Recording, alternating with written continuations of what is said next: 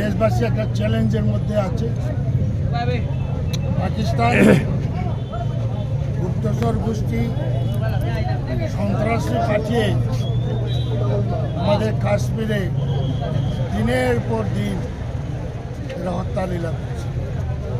এবার যে পেহেলগাঁওতে পর্যটক নিরীহ মানুষের উপরে যে হত্যালীলা করেছে তারই প্রতিবাদে এবং দেশে দ্রব্যমূল্য হু করে বাড়ছে এটারও প্রতিবাদ আছে এবং সংবিধান বাঁচাও দেশ বাঁচাও এই সামনে রেখে আমরা কৈলাসহরে জেলা কংগ্রেস যুব কংগ্রেস থেকে আমরা একটা বিক্ষোভ মিছিল করেছি।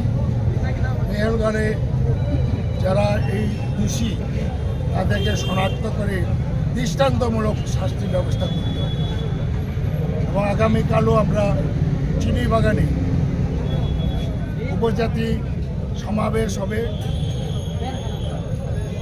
এবং সেখানেও অনেক দাবি আছে। অনতি বিলম্বে জেলা পরিষদ এলাকার ভিলেজ কাউন্সিলর নির্বাচন করবে। হাইকোর্ট নির্দেশ দিয়েছে, রাজ্য সরকার বলেছে ডিসেম্বরের মধ্যে করবে।